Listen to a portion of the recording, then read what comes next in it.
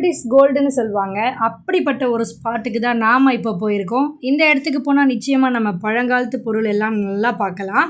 அது எந்த இடம் தானே கேட்குறீங்க? அதான் பல்லாவரம் சந்தை.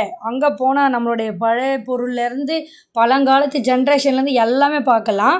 வெளியிலேருந்தே பார்த்தா கொஞ்சம் கம்மியாக இருந்த மாதிரி தான் தெரிஞ்சுது கூட்டம். ஆனால் அப்படி ஒரு டிராஃபிக்கு, செம்ம பயங்கர டிராஃபிக் ஆச்சு. என்னடா வெளியிலவே நமக்கு வெல்கமே இப்படி இருக்கே அப்படின்னு தான் தோணுச்சு. போனோடனே இந்த டோக்கன் பிரச்சனை வேறு, 20 ருபீஸ் டோக்கன் வாங்கிட்டோம். அதுக்கப்புறம் உள்ளே என்ட்ரி பண்ணால் நிறைய பேர் இருந்தாங்க. நம்ம வாங்குறப்போலாம் இப்படிப்பட்ட சோஃபா கிடையாது. வாவ், என்னடா இது கலர் கலராக இருக்கே அப்படின்னு தோணுச்சு. நெக்ஸ்ட் டைம் கண்டிப்பாக நான் இந்த கலர் பர்பிள் கலர் சோஃபாலாம் சூப்பராக இருந்தது. கட்டில்லாம் நல்லா இருந்துச்சு. ப்ரைஸ் எல்லாமே நம்ம சொல்கிற ரேட்டுக்கே அவங்க கடைசியாக ஃபினிஷ் பண்ணி கொடுத்துட்றாங்க. பார்த்தீங்களா எவ்வளோ சூப்பராக இருக்குது. அதில் ஒருத்தர் படுத்து தூங்கிட்டு வேறு இருந்தார். நிறைய ஆஃபரில் வேறு போட்டிருந்தாங்க. இதெல்லாம் செகண்ட்ஸு ஃபஸ்ட்டு அப்படின்னு நம்ம சொல்ல முடியாது. ஏன்னா நம்ம கேரண்டி கிடையாது இங்கே எதுவுமே, நம்ம வாங்குறதுக்கு எதுவுமே. எனக்கு நம்ம வீட்டுக்கு தேவையான பொருள் கொஞ்சம் வாங்கலாம் அப்படின்னு தான் தோணுச்சு. A to Z எல்லாமே இருக்குது இங்கே. நம்ம எதிர்பார்க்காத நிறைய பொருள் இருக்குது. நாம் சுற்றி பார்க்குறதுக்கு டைம் தான் வேணும். வெயில் அதிகமாக இருக்கிறதுனால நம்ம ஈவினிங் போல் போனோம்.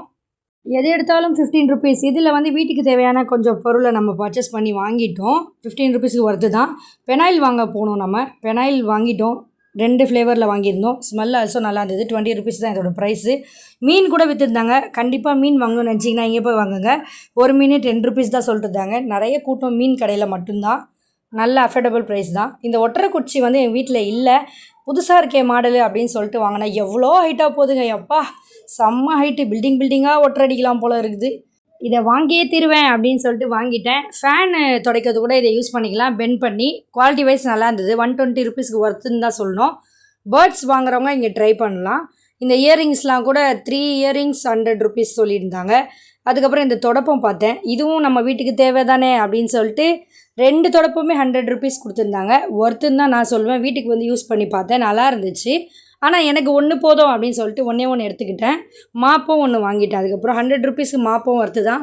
நம்ம இந்த மாதிரி வீட்டுக்கு தேவையான கொஞ்சம் பொருள் அந்த மாதிரிலாம் வாங்குறதுக்கான ஒரு ஸ்பாட்டுன்னு இதை சொல்லலாம். கண்டிப்பாக நீங்கள் ட்ரை பண்ணுங்கள். மிளகா கூட 1 கேஜியே 150 ருபீஸ் தான். இங்கே 200 ருபீஸ் போட்டிருக்காங்க. அதுவும் ஒர்த்து தான்.